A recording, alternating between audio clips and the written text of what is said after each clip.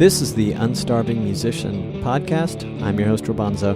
The podcast features conversations with me, indie music artists, and industry professionals, and it's all intended to help other indie music artists be better at marketing, business, the creative process, and all the other things that empower us to do more of what we love. Make music. Welcome to another episode, my music-loving friends and independent musicians. I'm so happy to have you here to be in your earbuds today. It is a rainy day in Panama. It's been a rainy 2 days, but we haven't flooded yet. The dog had a rough time of it this morning. He'd been a lot of hours without doing his daily business, but we finally made it out in the rain.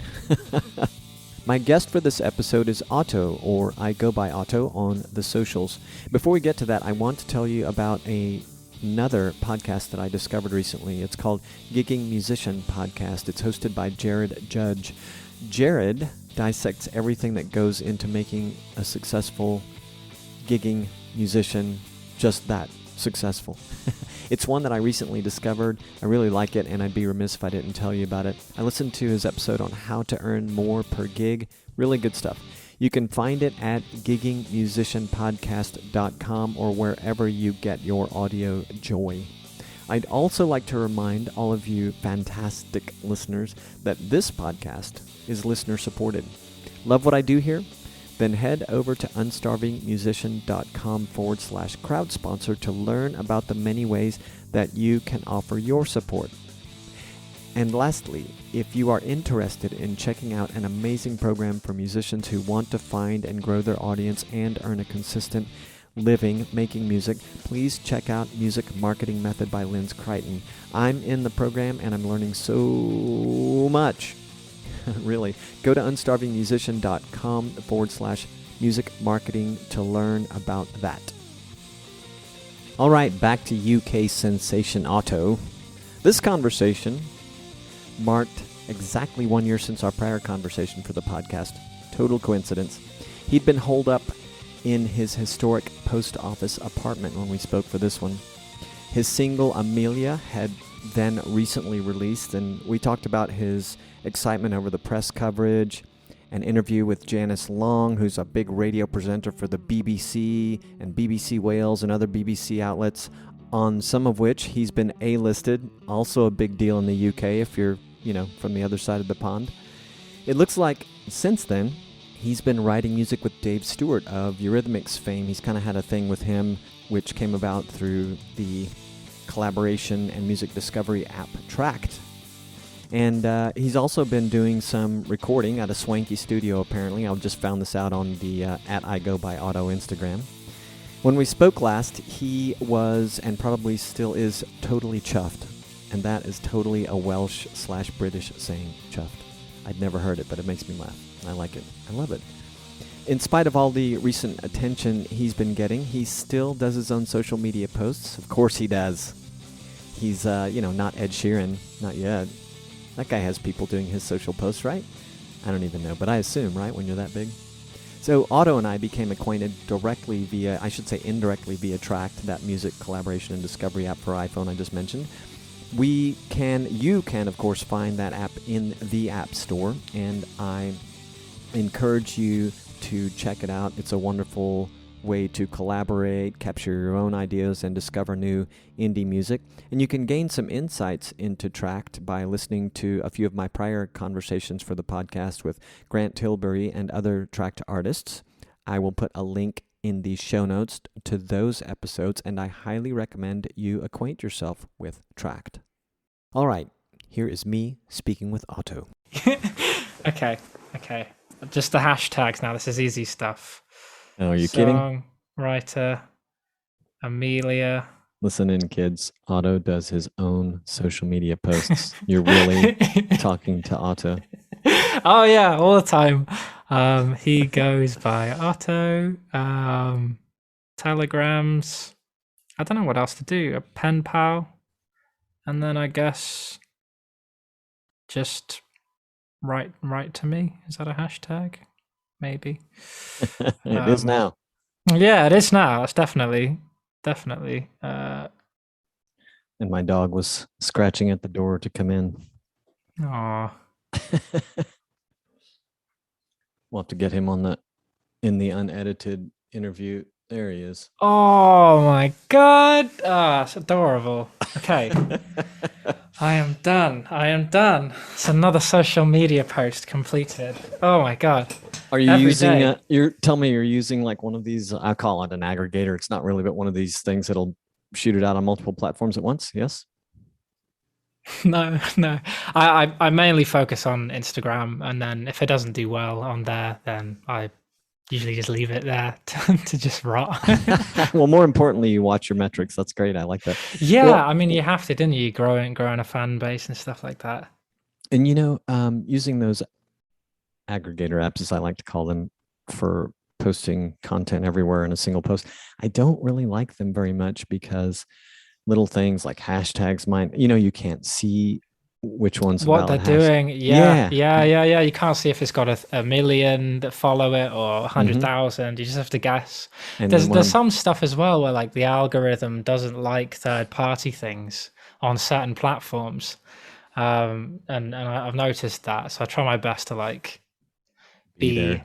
be everything that each one wants you to be, which is a lot at the moment, especially with like TikTok and these videos that just come at you from like all directions and they're all very quick and like sensory overload.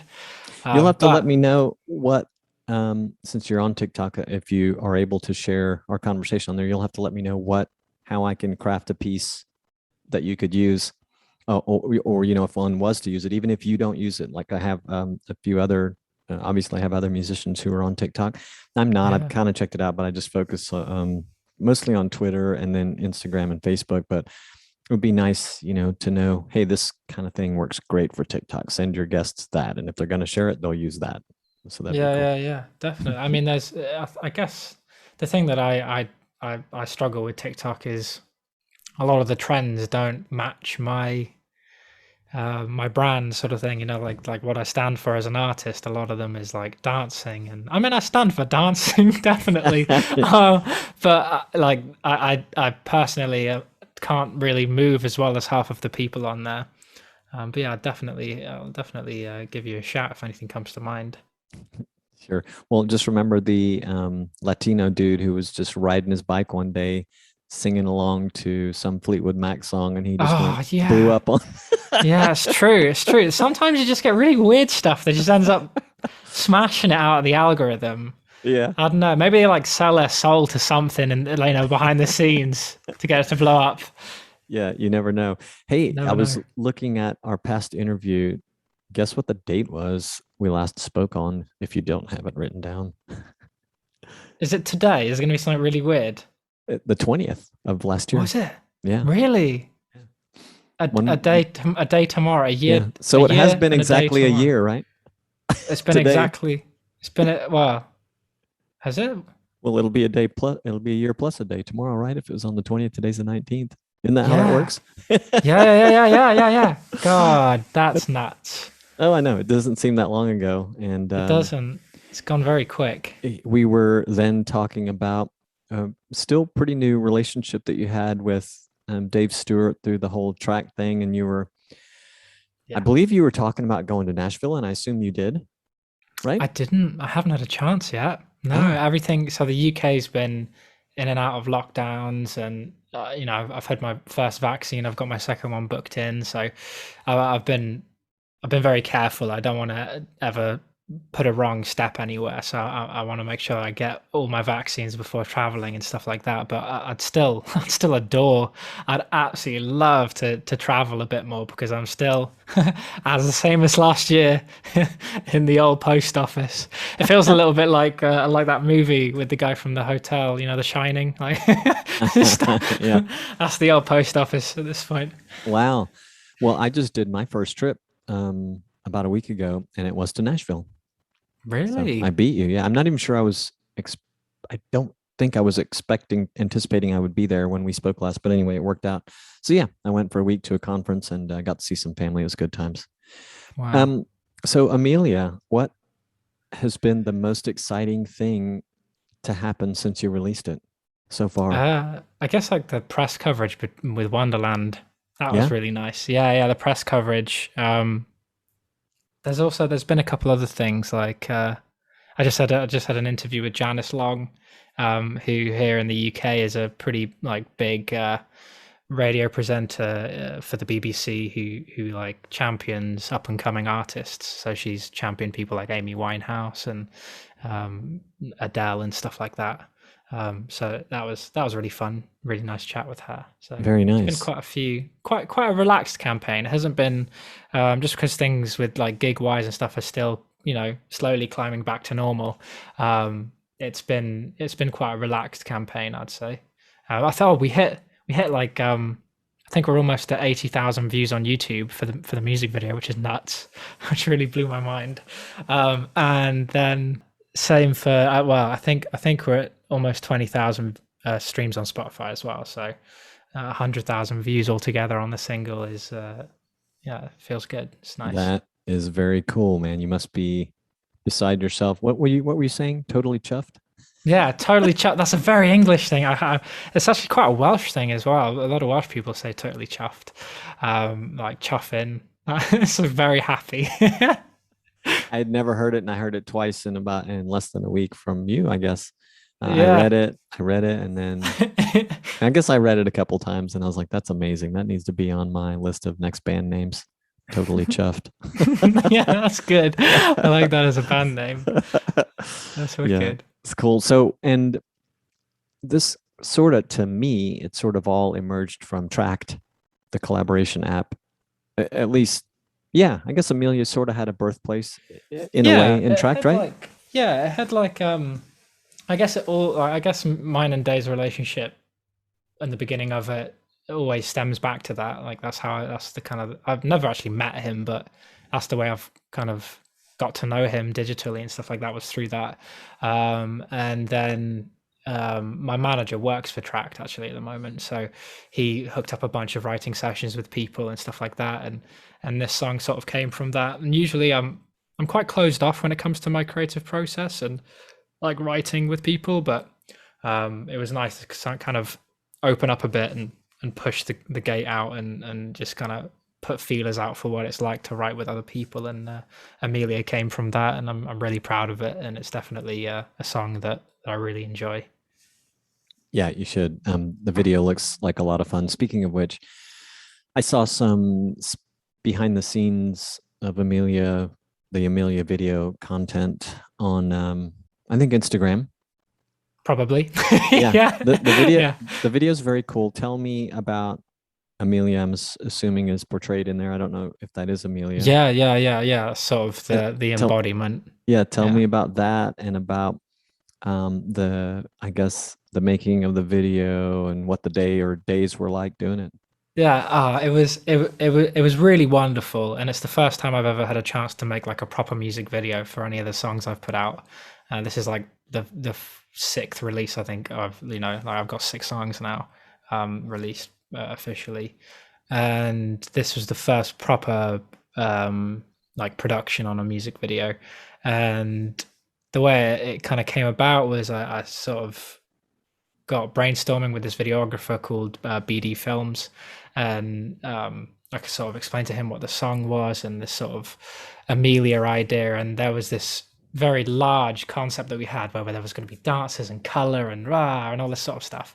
And then we realized that was like way far-fetched for the moment. And we ended up just finding like a really, really wonderful setting to shoot a relatively simple music video, in which we ended up picking Portmeirion here in Wales, but it's all the way up in North Wales, so it's like a 4-hour drive. Wow. So the shooting days, it's quite a way for like a, I know that in America and Canada and places like that, driving for 3 hours is like nothing, but here in the UK for a 4-hour drive it's pretty hefty. Ended up driving all the way up and stayed the night, and then woke up at like I think it was 5 a.m. I think we did 2 shooting days, and I got up at 5 a.m. and I got like did my hair, put a bit of mousse in it and all that sort of stuff. Had to like look the part, had to like iron the suit and like make sure everything looked okay. So I was up at 5 a.m. to like catch the morning sun, like to get the golden hour in the morning and golden hour at night to like make the most of it. So I was riding around on that bike, which was really fun to ride around on a bike all day. But it was literally from about 7 o'clock, 6 o'clock in the morning, all the way until 7 o'clock, 9 o'clock at night. Just a constant riding of that bike, just to get like all of the scenes together. And we had Emma Falcon play Amelia, who's this very talented actress and dancer, and she's sort of this like ethereal sort of moving being that flows throughout the video, and I'm sort of chasing her and I'm looking for her, and she keeps sort of disappearing, and then she's like in my camera viewfinder, and then she's gone, and then she's there, and it's sort of this sort of kind of playful, just kind of like, I think the main thing that we wanted to get across was that we were kind of having a good time making it. And I think towards the end of the video, when I'm smiling and twirling a parasol kind of jokingly, I think it comes across. Yeah, definitely. I mean, the mood looks like fun from what I recall. And I watched a little bits of it today and was looking at stills from it today, remembering from when I had seen it. So that's nice. What was the final production cycle like? How long did it take to before you saw the finished product? There was a bit of a nightmare in the creation process, where it was very much like we did the first shoot. We had like these drone shots all organized and set up, and the SD card that was inside the drone ended up like we lost all the data. Oh no. So I said, I was like, I'm gonna just buy a drone and we're gonna have to go all the way back up. So we did 2 days worth of filming, and then we had to travel all the way back up. And at that point, I thought, I'm gonna bring a guitar this time, because it was mainly me just kind of stomping around and looking moody and riding a bike.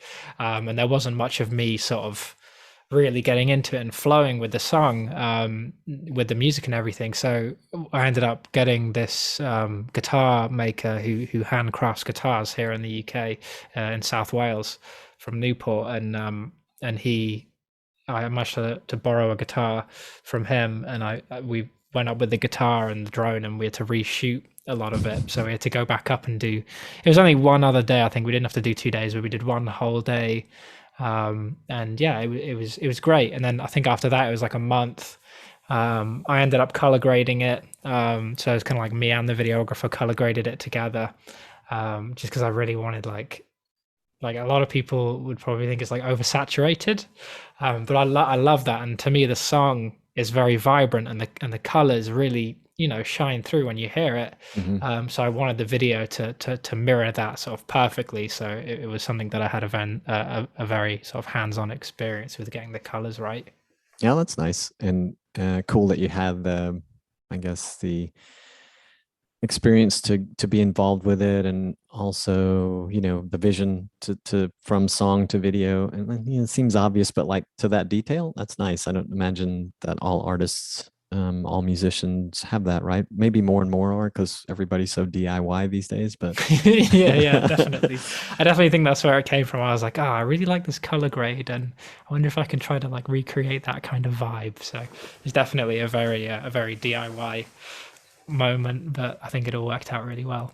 Yeah, the little details. I had an episode not too long ago with a producer, and he sent me this video for this artist he's been working with, and said, it's not, I don't know what, if you use the term color graded, it's not color graded yet, but you can get a really good idea. And I laughed, like, I don't even know what that means. But then he sent me the final, and it's subtle, the difference, but yeah, you can see to the perfectionist eye, or somebody who's had some experience with that, it makes a big difference. But I saw something, again, you got to kind of educate me to the whole BBC scene, but I saw something about a BBC Welsh A-list. And yes, you were, I think, on another BBC A-list last time I talked to you, I think. So yeah, what's the scoop on the whole Welsh A-list and any other ones that exist? Yeah, I guess the A-list stuff with the BBC, it's quite a large achievement for like a UK artist to get like A-listed on radio, like especially BBC radio. It means that they'll like rotate your song, like they'll play it over and over again.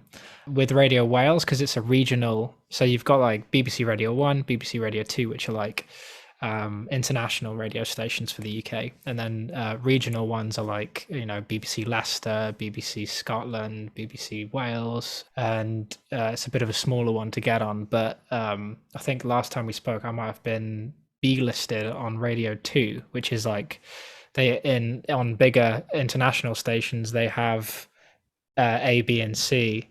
I think so. I got B listed or C listed or something like that, and the bigger you become as an artist and the more sort of following you have, the higher up you end up getting ranked in the lists of getting your songs played. It's quite weird, and it's quite, but in a weird way, it's wonderful, and I'm really thankful that I've made it onto the BBC Radio Wales A list, and they've been a real firm supporter of my music sort of from the start. So they A-listed Boxer for 5 weeks and Tell Me Something for 3, and now I'm on my second week of A-listing for radio for Amelia. That's cool. Yeah. It seems prestigious. I like it. Yeah, when you say I'm a part of the A-list, like it sounds pretty good. So I'll live with it. Yep. So, and then I saw something else. It looks like you're pretty excited about coming up at the end of next month in September. You have a gig at some place called Piano Smithfield. Yes. A, why are you so excited? B, tell me about this Piano Smithfield place. I never heard of it, but it looks very cool. Yeah, it's a piano cocktail bar, I'm pretty sure, in London. I've never been there before, and I don't know the dealio with it, but it looks very nice. And I'm quite an aesthetic person, so I wanted to play there. And we've got a guy called James Sawyer who's hosting, and he's a radio host, a part of this London station, Hoxton Radio, and the reason why I'm excited is because it's my first gig since all of the COVID malarkey kicked off, which is fantastic. Like for me, songwriting is a massive form of therapy, but then playing a gig and being able to take what I've written and show it to people and see them face to face, like react to it and feel the same emotion that I felt when writing it and stuff like that. Like that is the, one of the biggest things for me as an artist, and it's a massive outlet for me as well. So I'm excited to have this gig on the 30th of September. Oh yeah, that sounds great. And so in London, very nice. But how long will you be there in London, and what else are you gonna do? I don't know. To be fair, I might hop up for the day. I might. I don't know. I'll probably go wandering around. I've gotten used to London quite a bit, so because I used to head up there quite a lot before the whole lockdown stuff started happening. So I'd go up there on a bus, and I would sleep on the bus, and get there for like early hours in the morning, and grab a train, like a tube around the place, and go sightseeing and stuff like that. And then I'd and do some like writing and stuff like that, and then I'd sleep on the bus back, and it was kind of like a back and forth thing. And sleeping on buses is a lot cheaper than hotels, so I used to do that a lot. So I'll probably go up, and like my manager's based in London at the moment, so I'll say hello to him. And I think we've got some people coming down, like the guy who did he's got a studio in London called LSD Studios, and he did all of the Dave Stewart and Annie Lennox artwork, and he did the Tell Me Something artwork as well. He designed my logo, so he'll be coming down and seeing me perform live, which I'll be excited about. Very nice. Is Grant Tilbury your manager? Yes. Yeah, he is. Yeah. Cool. I think we discussed this once before, and I forget. And I see him kind of weekly, not see him, but I'm in the group chat. WhatsApp Yes. Group, yeah. Every now and then I open it and I just see what's going on, see what's happening. Mm-hmm. Yeah, there's been some amazing new songwriters and join the platform. Yeah. It's really cool. Yeah, I wish more people knew about it too. There's a group of musicians that I am in a kind of a course with for music marketing, and there's a gal in there who's a singer in a band that does country, and she's very much identifies herself just with that band, which is great. But with COVID and everything, they've not been doing much of anything, and she was, I suppose, in some ways feeling a little stuck about trying to get her stuff out there. And I told her about Tract and hooked her up with Grant. And so they got on there, and they've already recorded some stuff on Tract. Oh, wow. And so I'm it seems exciting. I haven't talked to her since, but it seems like, oh wow, cool. So they found an outlet that, you know, this COVID thing is sort of on the side now a little bit. They can do something. So I thought that was really nice. Yeah, no, it is. I mean, I got really lucky and stumbled across it. I know of it beforehand, and I'd used it here and there, and I released my first EP through them actually, and did a lot of the promotion stuff on my side, and yeah, like I find the community on there is just super welcoming. Mm-hmm. I don't think you can get any friendlier than the people on Tract. Yeah. So what, made you, by the way, record stuff on there? Did you have your recording studio at the time, or were you still building it Yeah. up? Yeah, no, I had it. I had it, and I was using it a lot, and I still do use it a lot as like a sort of songwriting tool. So for me, I'll if I think of an idea and I'm out and about and it needs to be like vocal layered or something like that, and that's like the whole hook of the song, then I'll whack open my phone and just quickly note it down. So In that's how Tract? I yeah, in Tract, yeah. So I'd record it and then I'd have like an audio recording of whatever the melody is. So I used to use that a lot more than voice notes back then, and as I sort of built up my studio and became better at producing, then I've kind of slowly moved more to producing all the stuff on my computer and then bouncing it down and still putting it on track just because the community is so sort of welcoming on there. Yeah. Yeah, totally. Well, I wonder how many others do that. Was kind of under the impression that everybody's using the app exclusively to do stuff, and it's probably a lot of hybrid. Some doing more like you are now, some doing a bit of both. Some of the parts may be coming from a home studio, some of it may be contributed from the apps studio and whatnot. So it's Yeah, good to hear. definitely. Yeah, it's Yeah, good to yeah, hear. yeah. Very nice. So what's next, man? You have more songs in the pipeline, or what's the next Yeah. exciting thing that's going to happen with the current song that you know of?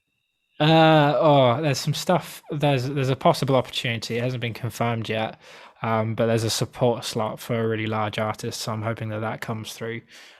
He had some hits. He's had quite a few big hits, so that would be really nice to be able to support him. But that's not confirmed yet. Music wise, there is an unbelievable amount of songs that I'm currently sat on. So obviously, I'm like writing songs every day, trying my best to just like hone the craft of it and make sure that what I'm putting out is the best thing, better than what I've previously put out and stuff like that. But the EP that Dave heard and signed me from still is in its creation sort of thing. So there's a lot of stuff that is just sat there that is incredible that I'm really excited to release.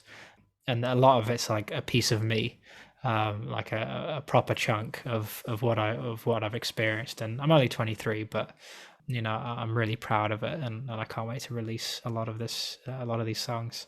Well, there's a lot that goes on early in life, and so as you go, it'll be really cool for you to have that journal, as you Yeah, get a little definitely. older. But yeah, very nice.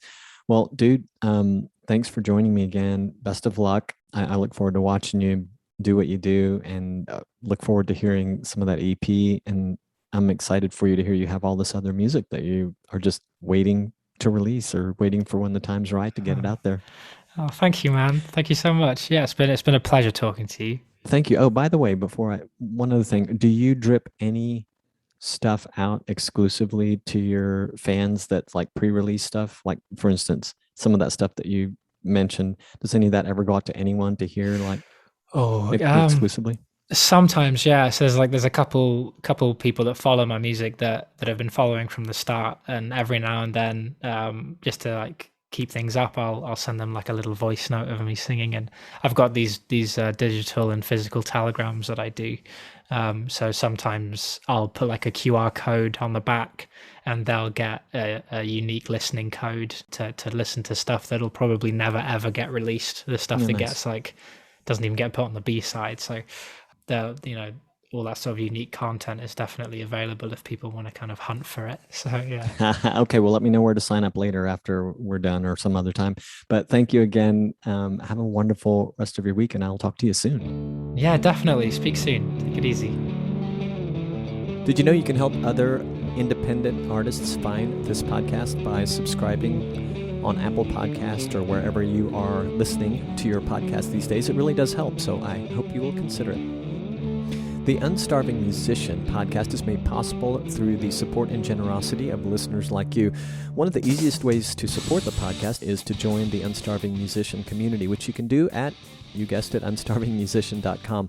In joining the community, you get tips and insights you can use in your music journey that comes not only from me and my years of experience, but also from the hundreds of other musicians that I speak to as part of the Unstarving Musician project and podcast. Plus, you'll get a free copy of my Unstarving Musician's Guide to Getting Paid Gigs ebook, the official version, and that's all for free just for being part of the community. You can learn about other ways of offering support by visiting the Unstarving Musician crowd sponsor page at unstarvingmusician.com/crowd sponsor. And if you have feedback, please go to unstarvingmusician.com to get all my contact info. You can text me, call me, email me, leave a voice message right there on that page. Just go down to the bottom of the page and you'll find everything you need to know. I really would love to hear any of your comments, suggestions, questions, whatever you've got. And you can find links to just about everything talked about in this episode at unstarvingmusician.com/podcast. All right, I'm peacing out. Thank you for listening and sharing with your musician friends and fellow indie music fans. Peace, gratitude, and a whole lot of love.